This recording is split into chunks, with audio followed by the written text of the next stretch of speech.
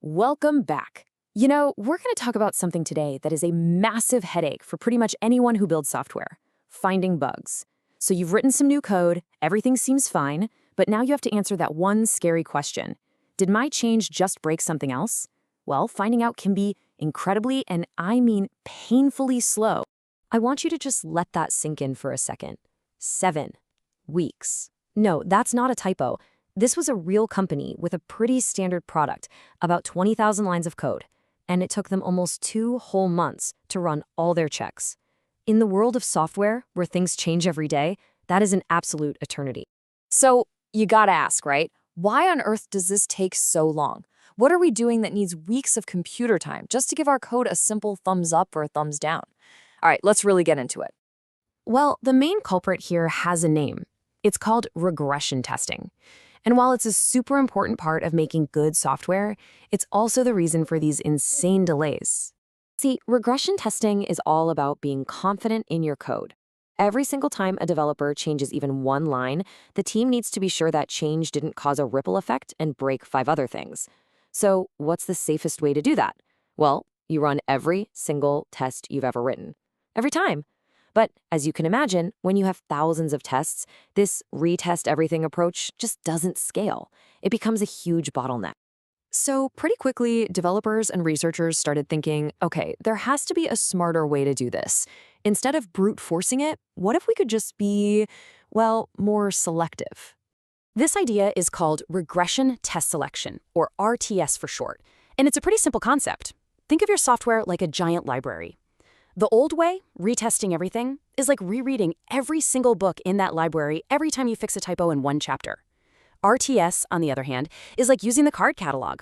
It helps you find only the books that are directly affected by your change, and you just check those. Sounds way more efficient, right? And it was, for a while. But then, the way we build software started to change. Applications aren't these single big books anymore. No, today they're more like a whole collection of different pamphlets, notes, and scrolls that are all talking to each other constantly. We call these microservices. And the problem is, those old card catalog techniques get totally lost trying to trace a connection from one little pamphlet to the next. And this is exactly the puzzle that a tool called MacroRTS was built to solve. It's a really cool look at how we can bring this idea of selective testing into the modern world of microservices. So the big challenge for MicroRTS is this: how do you follow the complete journey of a single test? You see, when a test starts, it might kick off an action in one service, which then calls another service, which calls another one. To figure out if a test is relevant to a code change, you have to be able to map that entire trip from start to finish. Now, here's how it works inside just one of those services, which is pretty clever. When a request comes in, MicroRTS basically stamps it with a unique ID. Think of it like a passport. As that request travels through the code inside that service, that passport gets carried along, so you always know where it came from. This whole idea is called context propagation. And here's where it all comes together. That passport ID isn't just used inside one service, it travels between them. So a test kicks off, it flows through multiple microservices, and at every single stop, tracers are recording which parts of the code were used, all tied together by that one passport ID. All of this data gets sent to a central collector, which gives you a perfect end-to-end map of that test's journey. So to see if this theory actually held up in the real world, the researchers put MicroRTS to the test on a very complex, very public system, Germany's official COVID-19 contact tracing app. I mean, this was the perfect test. It had a mobile app talking to a whole bunch of different microservices on the back end. So did it work? Yeah, it really did. By carefully tracing all the tests, MicroRTS was able to safely say, hey, you don't need to run these, and excluded between 10 and 50% of the manual tests. That's a huge time saver. But, as always, there's a catch. This super detailed tracing isn't free. All of that instrumentation, all that passport stamping, added a pretty hefty 67.5% overhead to the system's startup time. So you save time running the tests, but you pay a price for it right at the beginning. Okay, so this trade-off brings us to a completely different way to think about the problem. Test selection is all about running fewer tests. But what if you're just not comfortable with that risk? What if you're worried you might accidentally skip the one test that finds a critical bug? Well, that leads us to a whole different strategy.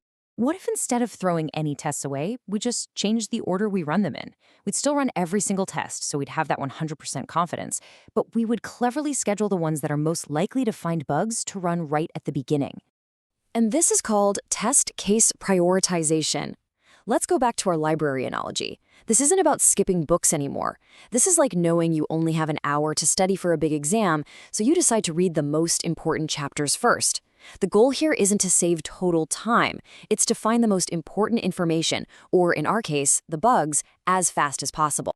Now, to measure how good we are at this, we need a scorecard. And that's where this metric comes in, the average percentage of faults detected, or APFD. It's basically a score from 0 to 100. The higher your APFD, the faster your test suite is at sniffing out bugs. Simple as that. Let's make this really clear with an example. So imagine our code has 10 secret bugs hiding in it, and we have 5 tests to find them.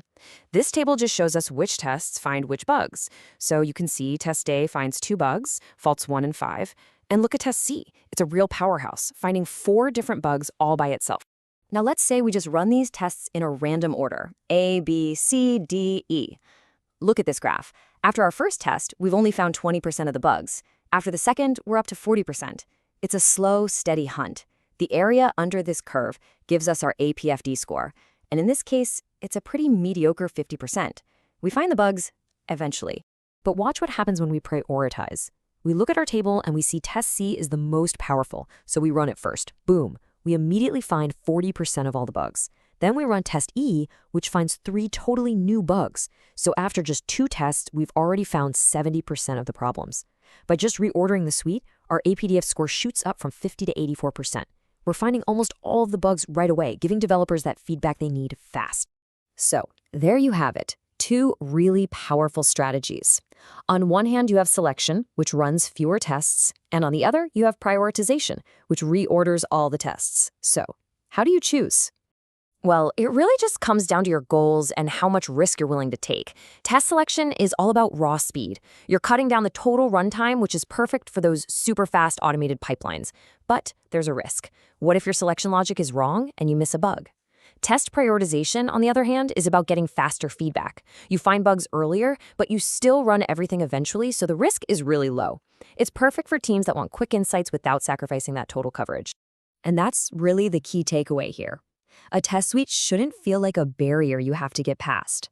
It should be a smart guide that helps you. By using clever strategies like selection or prioritization, you can turn it from a frustrating roadblock into a tool that gives you fast, useful feedback. So, I'll leave you with this question. Is your test suite working for you, or are you working for it?